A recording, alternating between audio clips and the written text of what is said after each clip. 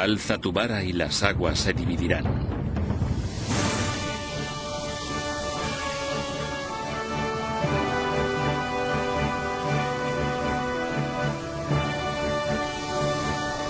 Moisés conduciendo a su pueblo hacia la libertad. Es una imagen llena de efectos especiales sobrenaturales. La zarza en llamas, las 10 plagas y, por supuesto, la división del Mar Rojo. Son tantos milagros que muchos expertos creen que se trata de una gran obra de ficción.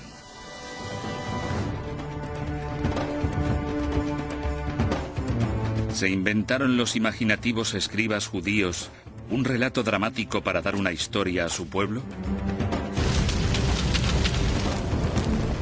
Muchos estudiosos actuales han afirmado que tanto Moisés como el Éxodo, una de las historias más famosas del mundo, son fantasía. Hasta ahora. Las nuevas herramientas arqueológicas y la más avanzada investigación histórica han desvelado desconcertantes pruebas nuevas.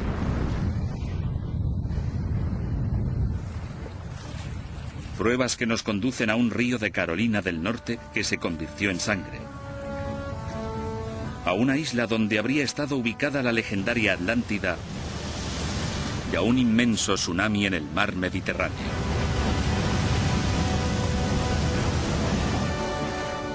Moisés.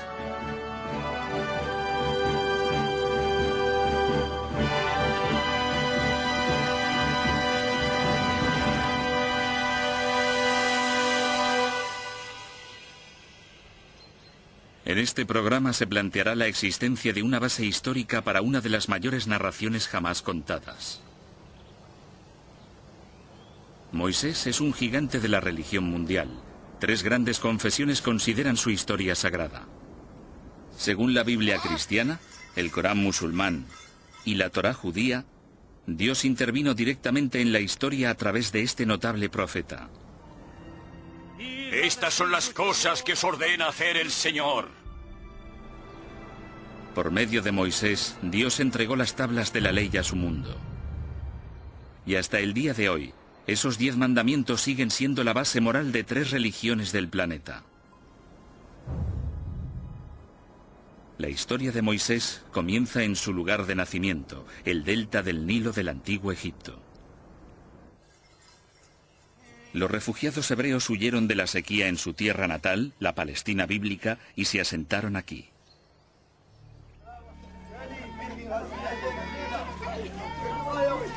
El problema comienza, según la Biblia, cuando el faraón de Egipto oye que los hebreos, a los que más tarde se llamaría israelitas, se multiplican más rápido que su propio pueblo. Se ordena a las comadronas que maten a todos los niños hebreos recién nacidos. Una madre desesperada esconde a su bebé en una cesta de juncos y lo echa a las aguas del Nilo. Ese bebé es Moisés. Milagrosamente, alguien encuentra y rescata al bebé.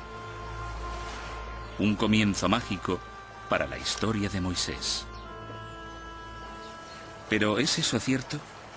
Hasta hace poco, casi todos los historiadores decían que no. La razón era sencilla.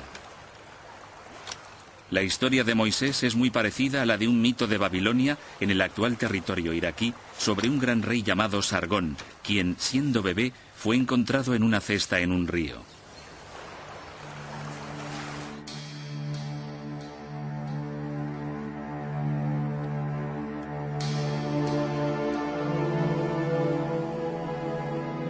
A través de un meticuloso análisis de los textos más primitivos, sabemos que la Biblia se escribió mucho tiempo después de los acontecimientos que describe. Entre los años 600 y 300 a.C., los escribas hebreos se pusieron a recopilar todos los antiguos relatos de su pueblo, transmitidos de generación en generación. ¿Y si los escribas añadieron algo de sal a los antiguos relatos para hacer que la historia fuera más apasionante? ¿Y si inventaron la historia de Moisés, la cesta y el rescate? Sin duda es posible. Sabemos que en el año 587 a.C., los hebreos fueron capturados por los babilónicos y que vivieron en el exilio en Babilonia durante un tiempo. Quizá allí tomaron la leyenda de Sargón y la añadieron a la historia de Moisés al volver alrededor del año 530 a.C. Pero si la historia no procediera de Babilonia, sino de Egipto, eso cambiaría todo. El egiptólogo Jim Hofmeier estudió la Biblia en la versión original en hebreo para descubrir de dónde procedía realmente la historia. Descubrió que palabras clave como cesta y espadaña no existían en babilónico, la lengua de la leyenda de Sargón. El texto hebreo de la Biblia utiliza en realidad antiguas palabras egipcias. La palabra para la cesta en la que se coloca a Moisés es una palabra egipcia. De hecho, todas las palabras clave de la historia, Nilo, papiro, espadaña y orilla, eran antiguas palabras egipcias. Pero la mayor pista fue mirarle a la cara, el propio nombre de Moisés. Es egipcio y significa uno que ha nacido. Tenemos a numerosos reyes que usan este elemento en su nombre, como Ramsés. El mes de Ramesés es la misma raíz de Moisés. Esto suena muy auténtico. Cuesta creer que a un escriba hebreo, 1000 años después, se le hubiera podido ocurrir una historia con este tipo de palabras. Auténticas palabras egipcias, un auténtico nombre egipcio y un auténtico escenario egipcio. ¿Puede ser verdad este relato rocambolesco? En realidad existen muchas historias de niños a los que se ponía en cestas. Era una antigua forma de abandonar al niño a la voluntad de los dioses. Actualmente la gente coloca a los bebés en cestas y los deja a la puerta de una iglesia. Pero ¿qué hay del extraordinario capítulo siguiente de la historia?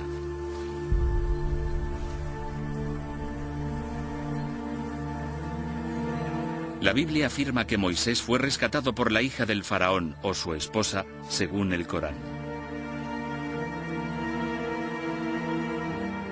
Ella lo adoptó. Sobrevivir en el río fue una suerte.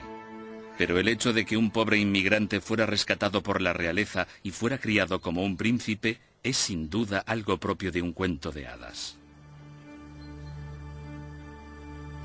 Aunque en el antiguo Egipto no es una idea tan inverosímil.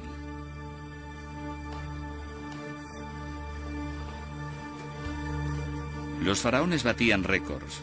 En los palacios había guarderías en las que se educaba a los niños de la realeza.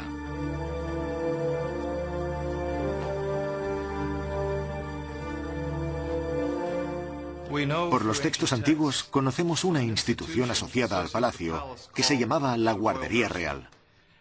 Y en esta institución se educaba a los niños de la realeza. Específicamente se enseñaba a los príncipes a leer y escribir. De hecho, tenemos el testimonio de algunos de los escribas que contaban cómo su maestro escriba los golpeaba cuando eran perezosos y se aseguraba de que escribieran bien sus cartas. Pero ¿dónde está la prueba de que el faraón acogiera a Moisés y lo pusiera en una de estas clases? Por supuesto, ahora no tenemos pruebas. Lo interesante es que durante este tiempo también se admitió a niños que no pertenecían a la realeza. Entraron en esta institución hijos de reyes extranjeros para aprender a leer y escribir. Así que los faraones sí que educaban a niños extranjeros, pero ¿de qué tipo? ¿Cómo sabemos si los hebreos estuvieron en Egipto o no? Aquí nuestra búsqueda del auténtico Moisés topa con un obstáculo enorme.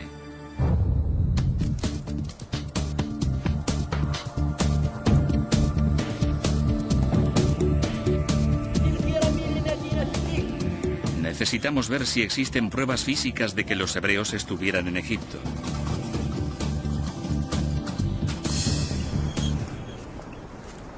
La historia dice que Moisés sacó de Egipto a 2 millones de hebreos y que vivieron durante 40 años en el desierto del Sinaí. Pero en un siglo de arqueología en el Sinaí no se han descubierto pruebas de ello. Así que algunos expertos empezaron a pensar lo impensable. Si los hebreos nunca estuvieron en Egipto, quizá toda la épica era ficción, creada para dar a su pueblo una historia y un destino.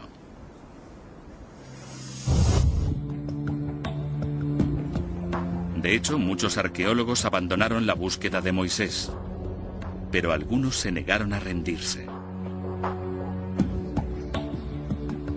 búsqueda pasó a centrarse en el delta, la desembocadura del poderoso Nilo y la parte de Egipto en la que la Biblia dice que se asentaron los hebreos. Peinaron la zona en busca de pruebas de una afirmación muy precisa, la de que se forzó a los hebreos a hacer ladrillos de barro para construir dos grandes ciudades, Pitón y Ramsés. Si eran grandes ciudades, ¿dónde estaban? Ramsés II fue el mayor faraón de todo el antiguo Egipto. Sus estatuas se encuentran por doquier, así que seguro que se puede encontrar su ciudad.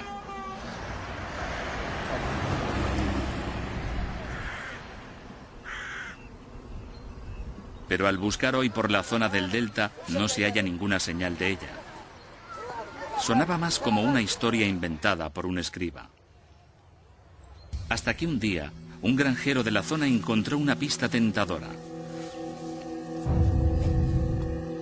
Los restos de los pies de una estatua gigante.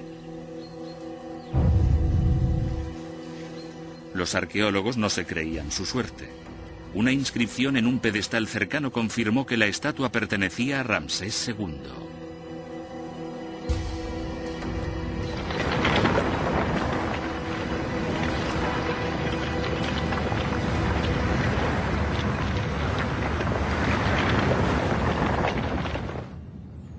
Pero una estatua no hace una ciudad.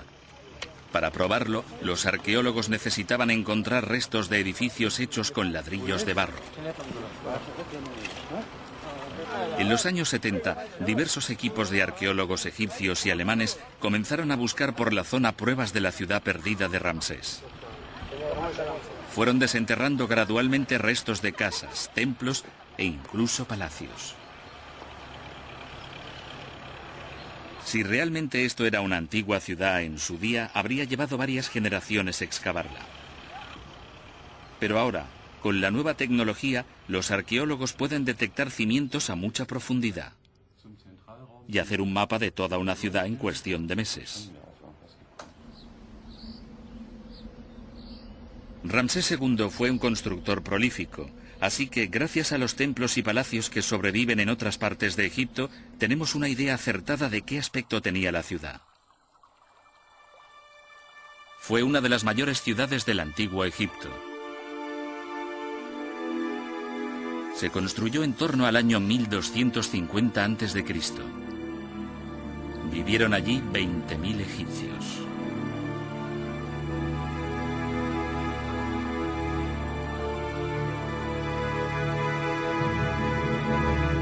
El descubrimiento confirmó que el Ramsés bíblico era lo suficientemente real. El nombre no lo inventó un escriba.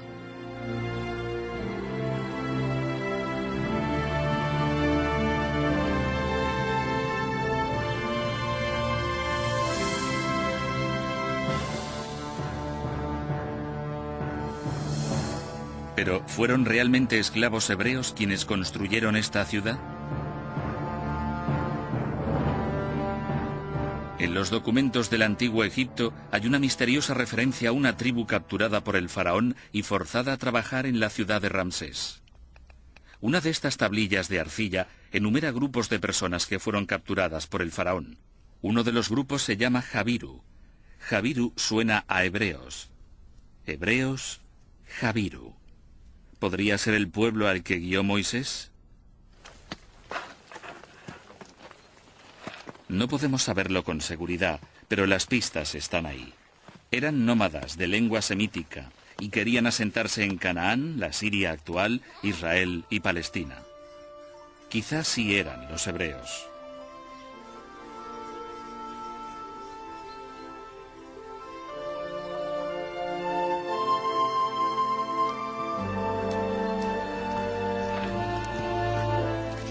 Una vez que los expertos demostraron que en Egipto había vivido un pueblo judío o semítico, empezó a mejorar el panorama para Moisés. Quizá no era todo fantasía. Era hora de volver a mirar su vida de adulto, su vida como líder y hacedor de milagros. Dice la Biblia que un día dejó el lujo del palacio de Ramsés para observar cómo los esclavos hebreos hacían ladrillos de barro.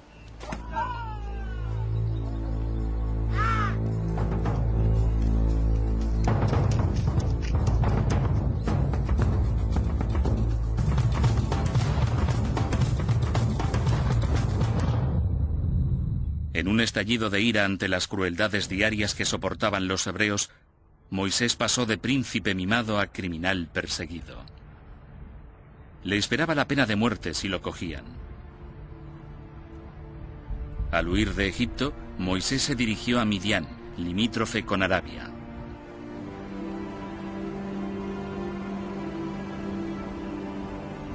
Su aspecto de entonces se parecía mucho al de ahora, un desierto baldío donde los beduinos se ganaban la vida a duras penas.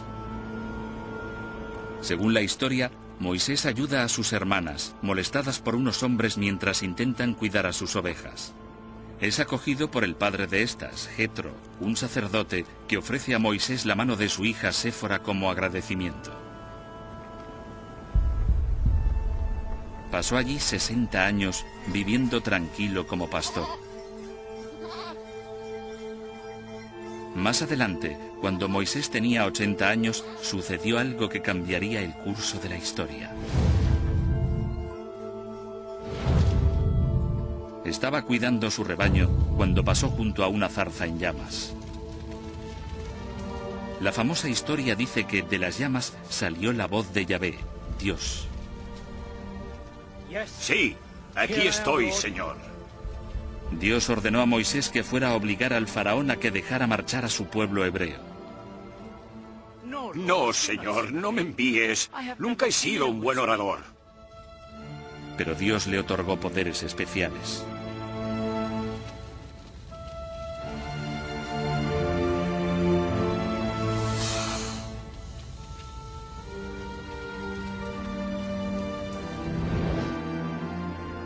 Quizá Moisés sí oyó la voz de Dios. No es algo que podamos comprobar, es una cuestión de fe. Pero Clinton Bailey, destacado experto en las tribus nómadas beduinas que viven ahora en la península del Sinaí, cree que tal experiencia en el desierto es perfectamente plausible. Si tienes que sobrevivir aquí con este calor y esta desolación, estás más cerca de Dios. He visto a los beduinos rezando solos en medio del desierto, y cuando rezan consiguen una conexión entre sí mismos y Alá, Dios, que es muy fuerte.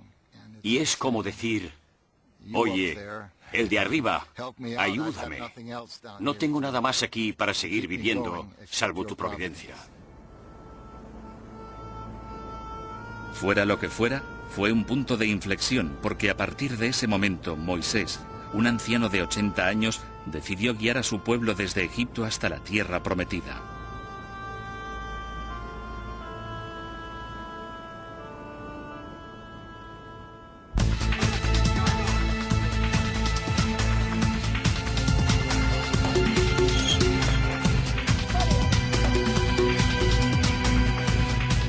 Lo que ocurrió después, según la Biblia, se ha convertido en un pilar de la fe judía.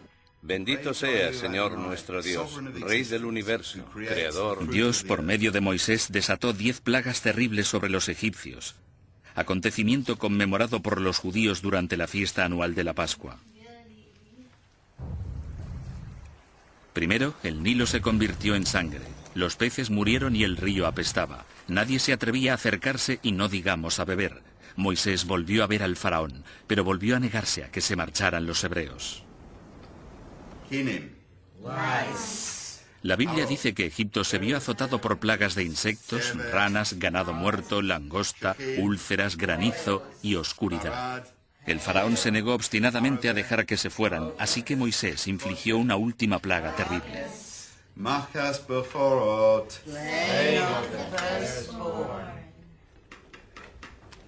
La matanza de los primogénitos de Egipto destrozó al faraón. Se rindió ante Moisés.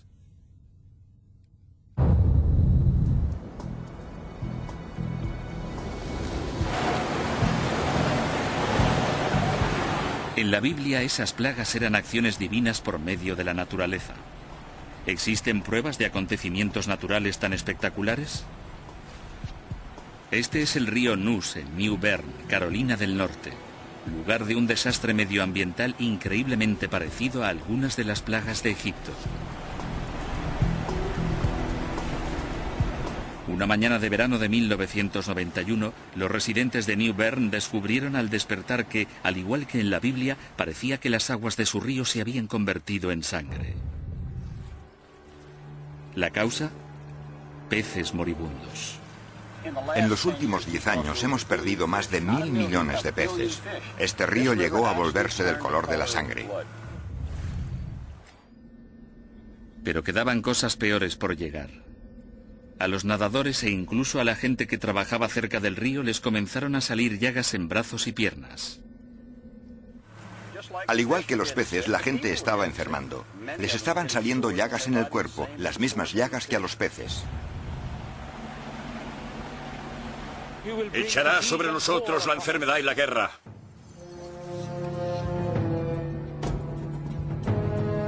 Peces muertos, ríos rojos como la sangre, pústulas y llagas. La gente usaba la palabra bíblica para describir la catástrofe. La causa de todo era una mutación genética en un microorganismo marino llamado Fiesteria.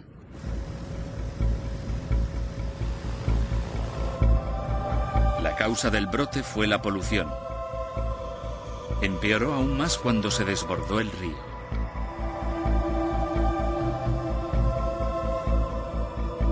Hay miles de granjas de cerdos a lo largo del río. Los cerdos producen decenas de millones de litros de residuos y parte de ellos van a parar al río.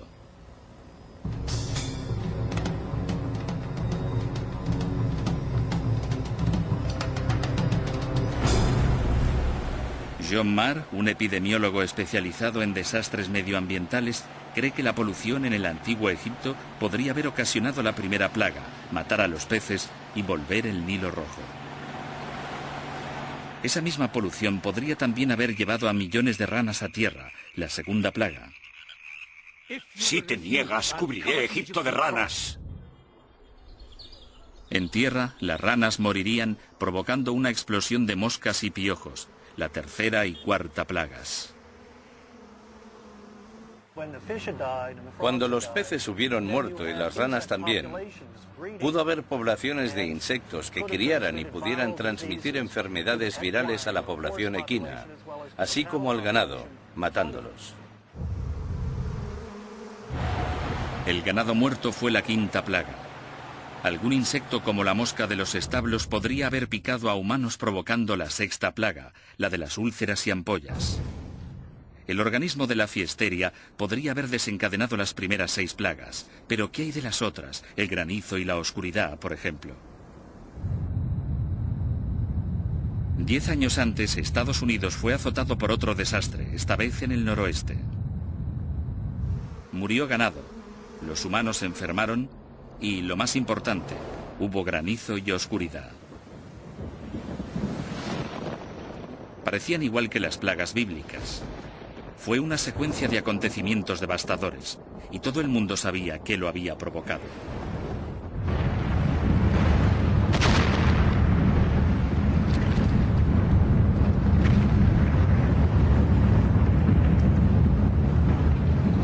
El 17 de mayo de 1980, el volcán del monte St. Helen entró en erupción, matando a todo ser vivo en 30 kilómetros a la redonda. Charlie Crisafulli, un ecologista del Servicio Forestal de Estados Unidos, lo recuerda vivamente. Una columna de cenizas comenzó a elevarse hacia la atmósfera e hizo de cubierta durante 2 semanas en más de 100 kilómetros a la redonda, convirtiendo el día en noche. Las primeras cenizas comenzaron a descender y sumieron todo en la oscuridad. Se encendieron las farolas, la gente conducía con los faros encendidos, usando los limpiaparabrisas para intentar quitar de en medio la ceniza y poder llegar a casa. ¿Y si hubiera habido una erupción parecida en la época de Moisés? ¿Podría haber desencadenado las plagas bíblicas? Podría haber sucedido al posarse las cenizas del volcán, que son ricas en diferentes minerales, y si el Nilo estaba con la marea baja, se habrían dado los nutrientes perfectos para producir un florecimiento tóxico de algas.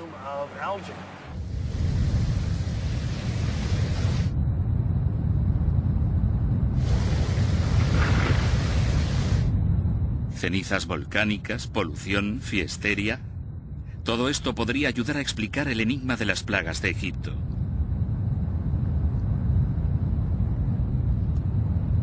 Pero esta teoría tiene un problema, uno grave.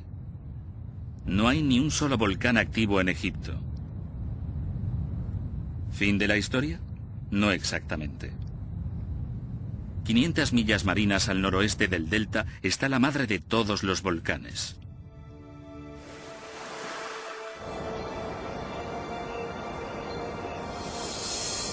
Esta es la isla griega de Santorini, en el mar Egeo, escenario de la famosa leyenda de la Atlántida. Esta gran cuenca curva fue creada por una gigantesca erupción volcánica.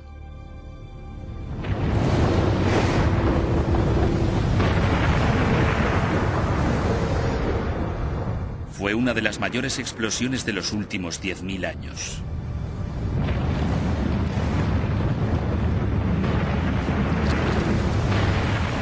La explosión se sitúa en el siglo XVI a.C.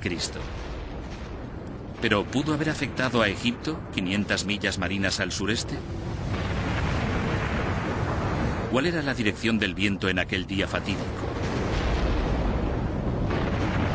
Sureste, hacia Egipto.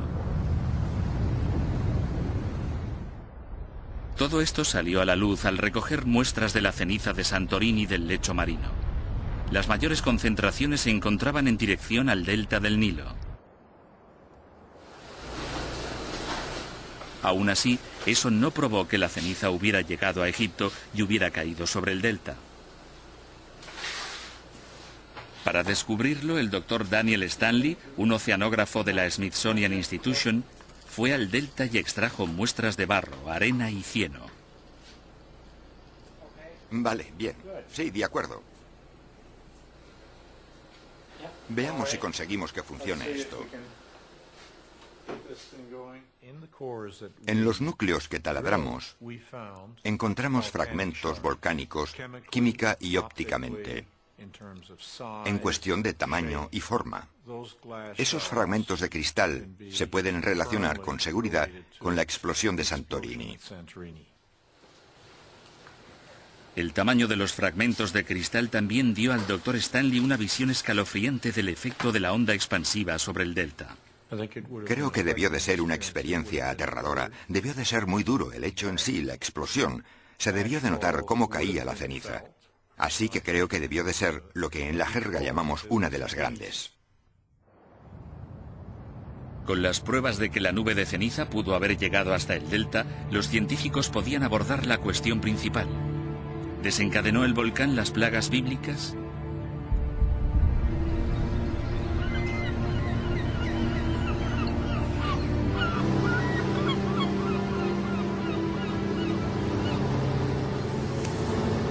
Según Mike Rampino, simulador de climas, la única forma de descubrirlo era simular los efectos climáticos de la onda expansiva de Santorini.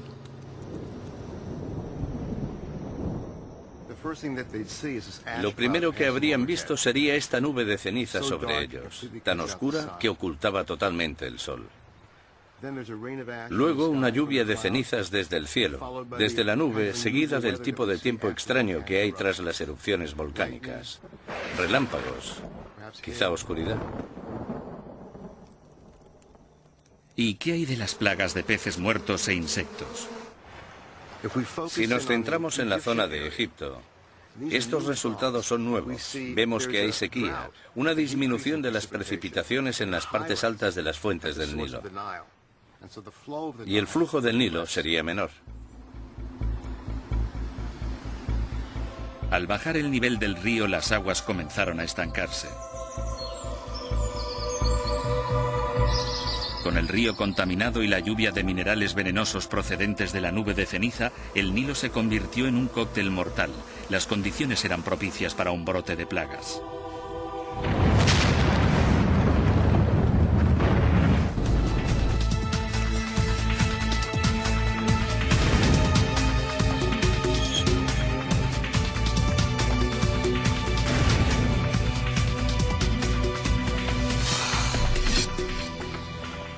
Al final, las plagas persuadieron al faraón para permitir que los hebreos salieran de Egipto.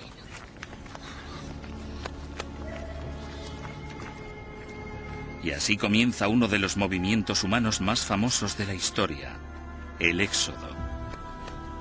La Biblia dice que huyeron 600.000 personas, pero solo contaba a los hombres. 600.000 hombres con sus familias son unos 2 millones de personas, más o menos. Es una imagen irresistible, semejante masa humana yéndose del delta. Pero, ¿hay pruebas que sugieran que pudo ocurrir realmente? Depende de en qué siglo se busque. No hay pruebas de que en torno a 1200 a.C., en la época de Ramsés II, hubiera tal éxodo masivo. Quizás sea una exageración de la cifra bíblica. Se ha calculado que el ejército egipcio contaba solo con unos 25.000 o 30.000 hombres. Si así fuera, los 600.000 israelitas podrían haber superado a los egipcios y haberse marchado en cuanto hubieran querido.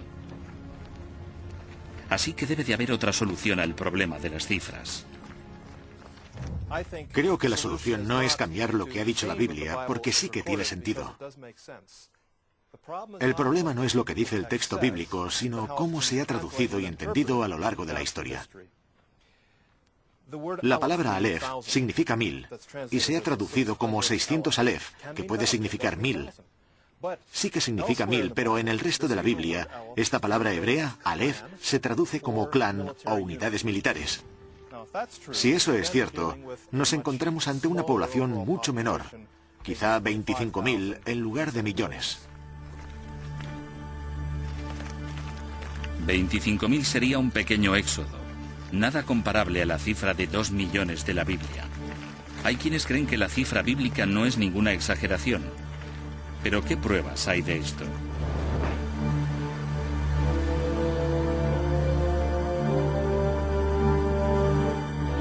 Las pistas de un éxodo mucho mayor aparecieron cerca de la ciudad de Ramsés, cuando un equipo de arqueólogos austríacos desenterraron otra ciudad, 300 años más antigua, llamada Avaris. Entre las villas, templos y palacios, encontraron edificios más modestos, como los de Canaán, en la actual Siria, Palestina e Israel.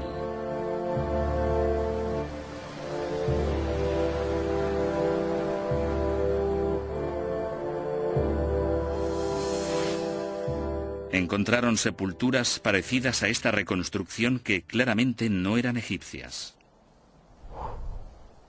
Estos son huesos de una oveja de lana larga, una raza procedente de Canaán.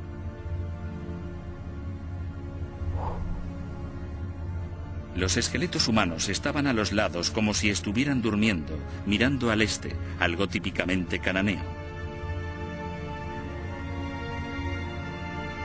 Las armas también eran cananeas. Eran huesos de personas de habla semítica. Tenían una comunidad próspera, pero un día se marcharon todos. Los historiadores del antiguo Egipto aseguran que el faraón expulsó por lo menos a 240.000 familias semíticas.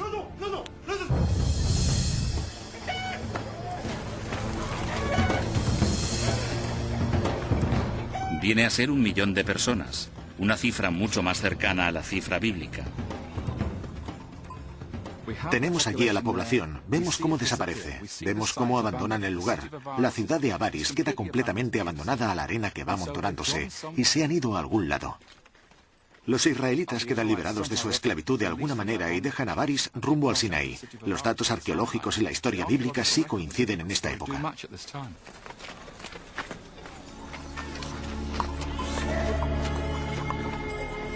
Es imposible determinar si estos semitas eran los hebreos del éxodo bíblico o un grupo diferente.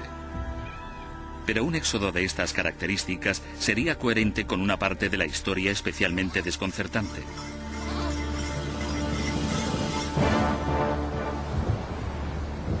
En el relato bíblico, Dios guió a los hebreos fuera de Egipto con una columna de nubes durante el día y una columna de fuego durante la noche. Estas famosas imágenes se han considerado puros mitos. Pero si el éxodo sí hubiera tenido lugar durante el siglo XVI a.C., podría haber una explicación racional. ¿Estarían inspiradas las columnas de fuego y nubes por una columna de ceniza volcánica?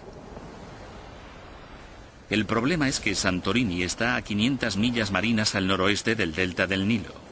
El propio volcán habría quedado oculto debido a la curvatura de la Tierra, pero la columna de humo se habría elevado unos 40 kilómetros sobre el nivel del mar. Se habría visto a una distancia muy grande.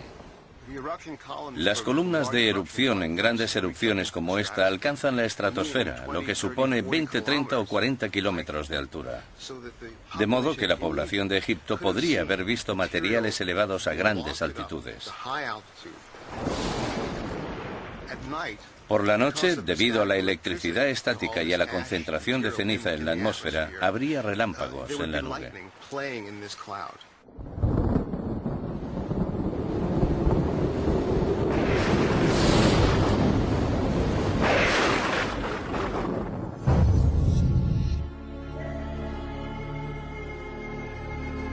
La imagen que describe la Biblia del Éxodo encaja sorprendentemente bien con los hechos históricos. Pero, ¿resiste el fantástico clímax de la historia al escrutinio histórico? La Biblia nos dice que cuando los hebreos se fueron de Egipto, el faraón cambió de opinión sobre haberles dejado marchar.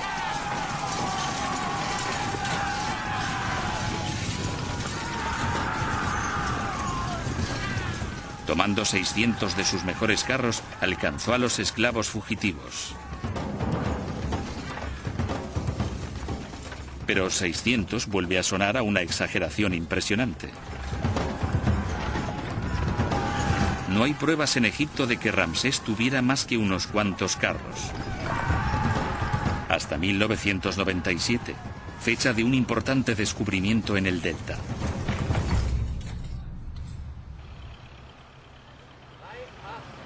En Cantir, lugar donde se encuentra el yacimiento de la ciudad de Ramsés II, unos arqueólogos alemanes desenterraron los cimientos de un antiguo edificio.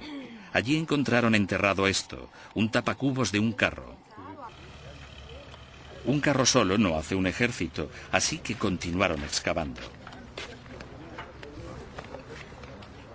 El gran descubrimiento fue encontrar piedras de amarre para dejar atados a los caballos.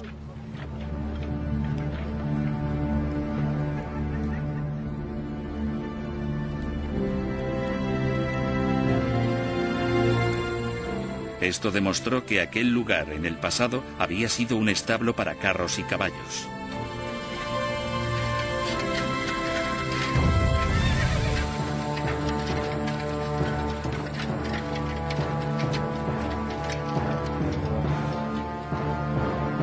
Las inscripciones y la cerámica confirmaron que habían encontrado el centro neurálgico de la concentración de carros de Ramsés II, un recinto de vanguardia para su armamento militar.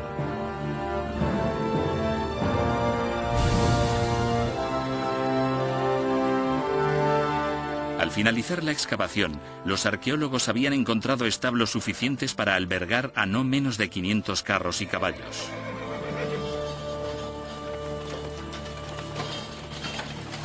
Lo que confirma que el faraón bien pudo haber reunido un fuerte contingente de 600 carros que, según la Biblia, fueron directos al desastre.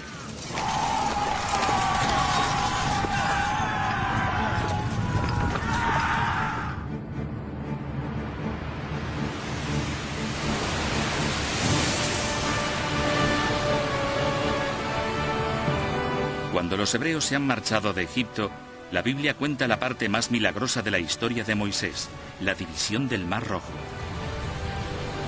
Las aguas se abrieron, Moisés y su pueblo las atravesaron y el mar volvió a cerrarse, ahogando al faraón y a su ejército. El material es digno de una película de Hollywood, pero el Mar Rojo es demasiado profundo. Quizás sea aquí donde finalmente la Biblia se separa de la ciencia y la historia. Aunque esta historia tiene más miga. Hay que mirar detenidamente el relato de la travesía del Mar Rojo. Si se lee la Biblia en el hebreo original, nos damos cuenta de que no dice que Moisés cruzara el Mar Rojo. La palabra rojo es una mala traducción. En la Biblia hebrea cruzan el Yam Suf, el mar de cañas. No el Mar Rojo, sino el mar de juncos. Esta historia es extraña. Cualquiera puede imaginarse que intentar cruzar el Mar Rojo sería muy difícil, pero un mar de juncos sería bastante diferente. Esta es una zona pantanosa, probablemente lo que cruzaron.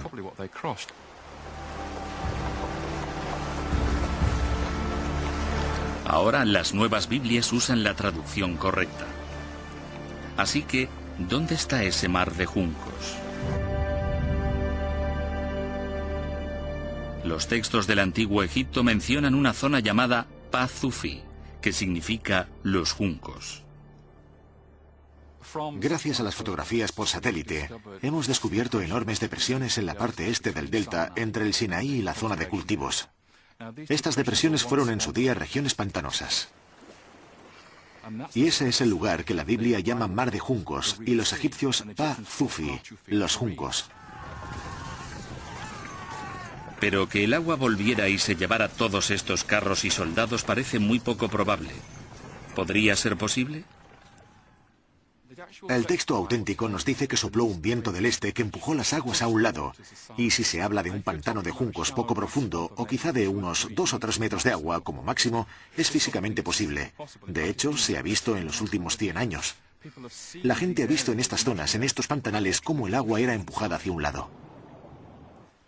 El ejército egipcio no quedaría completamente diezmado, pero por lo que respecta a los israelitas, fue una épica salvación divina.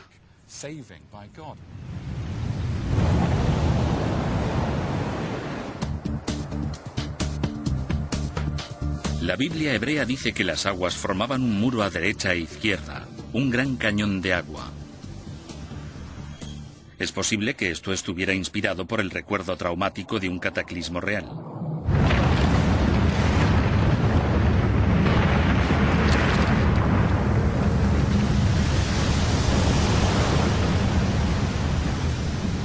Volviendo a Santorini, las simulaciones por ordenador de la enorme erupción muestran que la convulsión de la isla habría desencadenado un gran tsunami, una ola de 180 metros de altura que se moviera a una velocidad de 640 kilómetros por hora.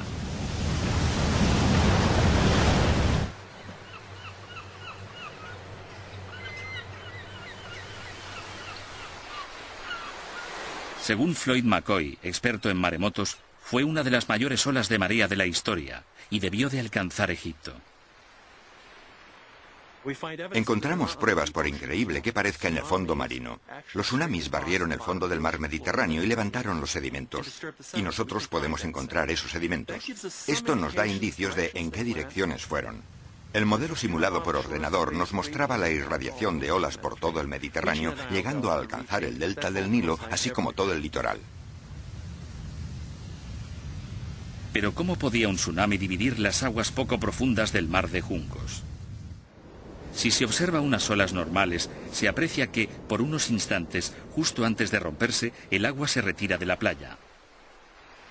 Un gran tsunami retiraría el agua de la playa y de los ríos y lagos conectados, dejando tierra seca hasta 2 horas. Tiempo suficiente para que la gente la atravesase caminando. Pero nadie que persiguiera a los hebreos habría tenido tanta suerte. Para cuando llegara al delta, la ola habría disminuido de 180 metros a 1,80 m, y los expertos creen que habría tenido una longitud de 160 kilómetros. Deberíamos pensar en una ola de 2 metros que cambia rápidamente en 2 metros el nivel del mar por toda la costa, y eso puede desplazarse varios kilómetros tierra adentro. Al desplazarse tierra adentro, por ríos y canales, el tsunami ganaría energía. Su fuerza totalmente destructiva fácilmente podría ahogar a un ejército.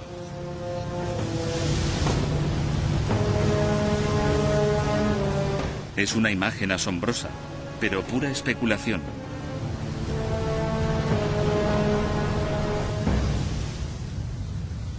En 1994, la isla filipina de Mindoro se vio afectada por un tsunami y un terremoto. El terremoto provocó una grieta enorme en el fondo de un lago a más de 1,5 kilómetros tierra adentro. Un testigo ocular sintió un temblor y dijo que de pronto vio cómo el agua del centro del lago caía hacia adentro como una cascada.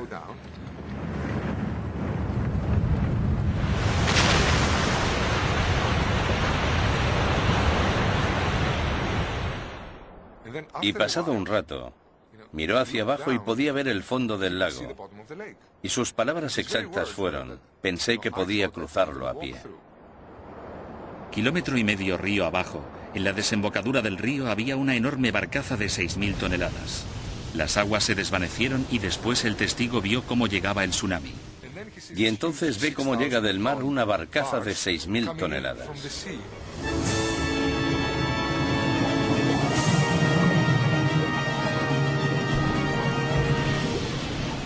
El gran tsunami que azotó el delta del Nilo era 1000 veces más devastador que el de Filipinas. Se habría recordado a lo largo de varias generaciones.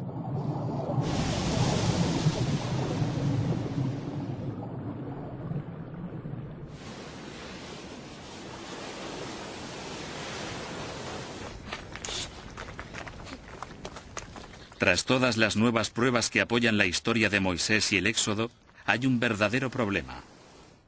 Algunas de las mejores pruebas datan de en torno al año 1500 a.C. Algunas son más de 300 años después. Sencillamente, las fechas no cuadran, aunque quizá no tengamos que elegir una de ellas. Tal vez hemos estado condicionados a ver el Éxodo como un único acontecimiento dramático. Pero quizá hubo más de un éxodo.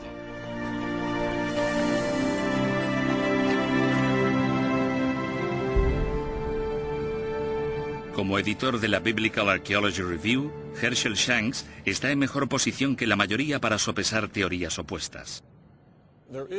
Existe una controversia sobre cuándo sucedió exactamente.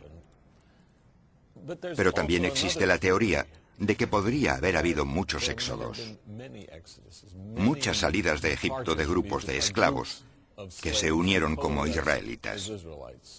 Sabemos que había migraciones de uno a otro lado, y quizá la más destacada fue la del grupo de Moisés. A veces la gente dice, pero ¿y la prueba de que Moisés existiera? No tenemos pruebas directas de la existencia de Moisés, pero sabemos que cuando se fueron los israelitas, debían de tener algún tipo de líder. Si no se llamaba Moisés, tendría otro nombre.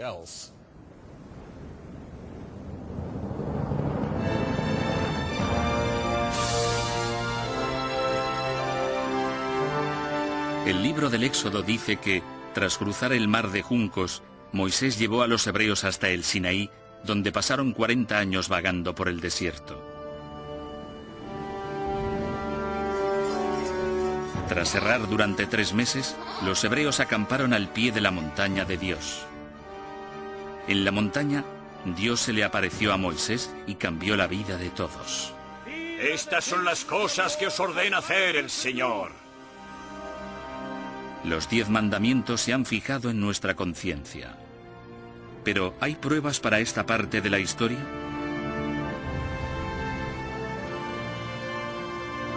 Es irónico que tengamos tantas pruebas circunstanciales de partes importantes de la vida de Moisés, pero que no tengamos ninguna prueba de los 10 mandamientos, que son la parte de su legado que más perdura.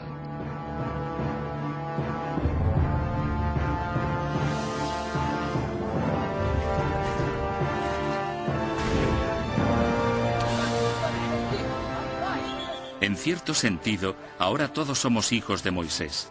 Incluso hoy en todos los continentes, la gente que no sabe nada de Moisés sabe al menos algo sobre los 10 mandamientos. Han sido el cimiento de todas las civilizaciones occidentales y de Oriente Próximo y siguen siendo la base moral para 2/3 de la población mundial.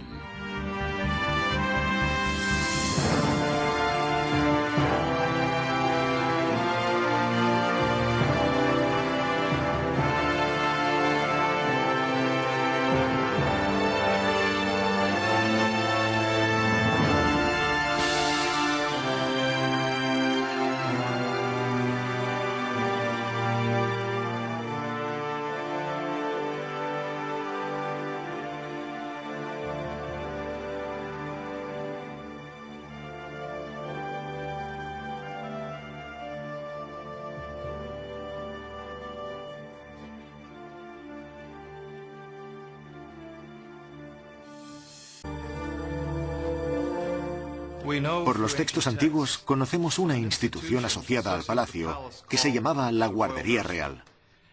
Y en esta institución se educaba a los niños de la realeza. Específicamente se enseñaba a los príncipes a leer y escribir. De hecho, tenemos el testimonio de algunos de los escribas que contaban cómo su maestro escriba los golpeaba cuando eran perezosos y se aseguraba de que escribieran bien sus cartas. Pero ¿dónde está la prueba de que el faraón acogiera a Moisés y lo pusiera en una de estas clases? Por supuesto, ahora no tenemos pruebas. Lo interesante es que durante este tiempo también se admitió a niños que no pertenecían a la realeza. Entraron en esta institución hijos de reyes extranjeros para aprender a leer y escribir. Así que los faraones sí que educaban a niños extranjeros, pero ¿de qué tipo? ¿Cómo sabemos si los hebreos estuvieron en Egipto o no? Aquí nuestra búsqueda del auténtico Moisés topa con un obstáculo enorme.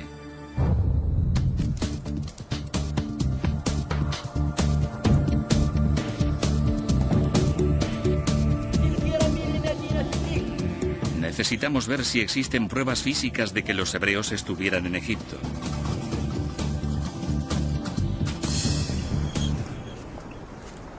La historia dice que Moisés sacó de Egipto a 2 millones de hebreos y que vivieron durante 40 años en el desierto del Sinaí. Pero en un siglo de arqueología en el Sinaí no se han descubierto pruebas de ello. Así que algunos expertos empezaron a pensar lo impensable. Si los hebreos nunca estuvieron en Egipto, quizá toda la épica era ficción, creada para dar a su pueblo una historia y un destino.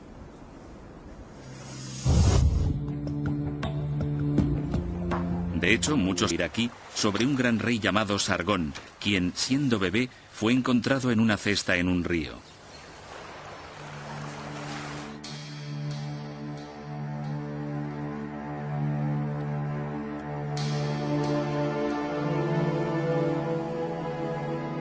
A través de un meticuloso análisis de los textos más primitivos, sabemos que la Biblia se escribió mucho tiempo después de los acontecimientos que describe. Entre los años 600 y 300 a.C., los escribas hebreos se pusieron a recopilar todos los antiguos relatos de su pueblo, transmitidos de generación en generación. ¿Y si los escribas añadieron algo de sal a los antiguos relatos para hacer que la historia fuera más apasionante? ¿Y si inventaron la historia de Moisés, la cesta y el rescate? Sin duda es posible. Sabemos que en el año 587 a.C., los hebreos fueron capturados por los babilónicos y que vivieron en el exilio en Babilonia durante un tiempo. Quizá allí tomaron la leyenda de Sargón y la añadieron a la historia de Moisés al volver alrededor del año 530 a.C. Pero si la historia no procediera de Babilonia, sino de Egipto, eso cambiaría todo. El egiptólogo Jim Hofmaier estudió la Biblia en la versión original en hebreo para descubrir de dónde procedía realmente la historia. Descubrió que palabras clave como cesta y espadaña no existían en babilónico, la lengua de la leyenda de Sargón. El texto hebreo de la Biblia utiliza en realidad antiguas palabras egipcias. La palabra para la cesta en la que se coloca a Moisés es una palabra egipcia. De hecho, todas las palabras clave de la historia, Nilo, papiro, espadaña y orilla, eran antiguas palabras egipcias. Este programa se planteará la existencia de una base histórica para una de las mayores narraciones jamás contadas. Moisés es un gigante de la religión mundial. 3 grandes confesiones consideran su historia sagrada. Según la Biblia cristiana, el Corán musulmán y la Torá judía, Dios intervino directamente en la historia a través de este notable profeta. Estas son las cosas que os ordena hacer el Señor. Por medio de Moisés, Dios entregó las tablas de la ley a su mundo.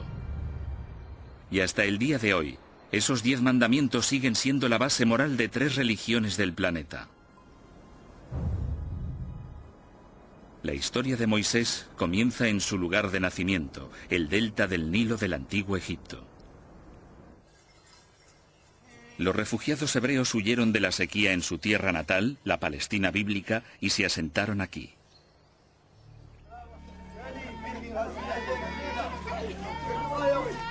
El problema comienza, según la Biblia, cuando el faraón de Egipto oye que los hebreos, a los que más tarde se llamaría israelitas, se multiplican más rápido que su propio pueblo. Se ordena a las comadronas que maten a todos los niños hebreos recién nacidos. Una madre desesperada esconde a su bebé en una cesta de juncos y lo echa a las aguas del Nilo. Ese bebé es Moisés. Milagrosamente, alguien encuentra y rescata al bebé.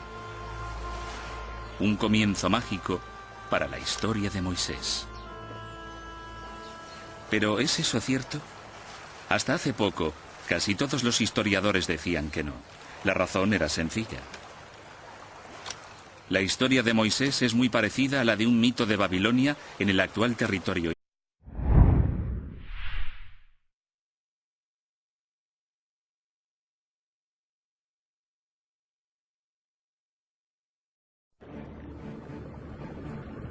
Alza tu vara y las aguas se dividirán.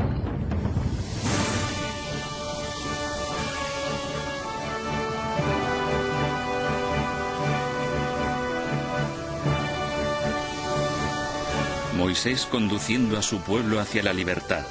Es una imagen llena de efectos especiales sobrenaturales.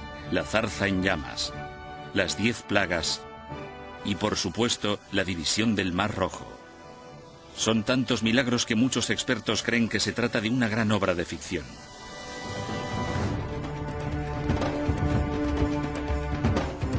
¿Se inventaron los imaginativos escribas judíos un relato dramático para dar una historia a su pueblo?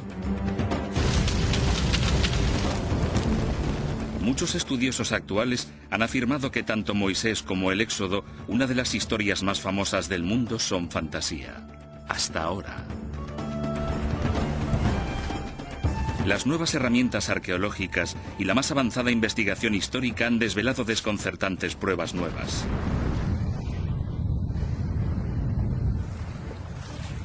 Pruebas que nos conducen a un río de Carolina del Norte que se convirtió en sangre. A una isla donde habría estado ubicada la legendaria Atlántida y a un inmenso tsunami en el mar Mediterráneo.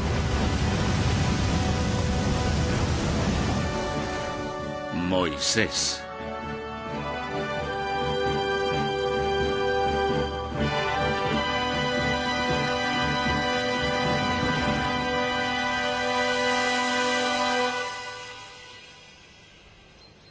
En ellas. Pero la mayor pista fue mirarle a la cara. El propio nombre de Moisés. Es egipcio y significa uno que ha nacido. Tenemos a numerosos reyes que usan este elemento en su nombre, como Ramsés. El mes de Ramesés es la misma raíz de Moisés. Esto suena muy auténtico. Cuesta creer que a un escriba hebreo, 1000 años después, se le hubiera podido ocurrir una historia con este tipo de palabras. Auténticas palabras egipcias, un auténtico nombre egipcio y un auténtico escenario egipcio. ¿Puede ser verdad este relato rocambolesco? En realidad existen muchas historias de niños a los que se ponía en cestas. Era una antigua forma de abandonar al niño a la voluntad de los dioses. Actualmente la gente coloca a los bebés en cestas y los deja a la puerta de una iglesia. Pero ¿qué hay del extraordinario capítulo siguiente de la historia?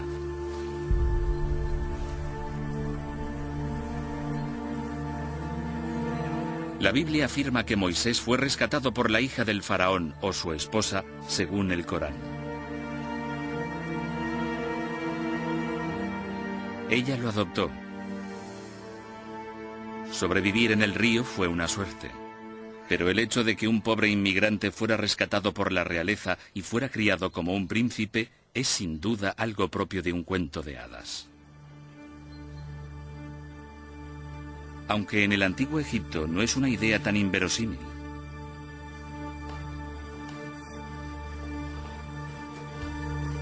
Los faraones batían récords. En los palacios había guarderías en las que se educaba a los niños de la realeza.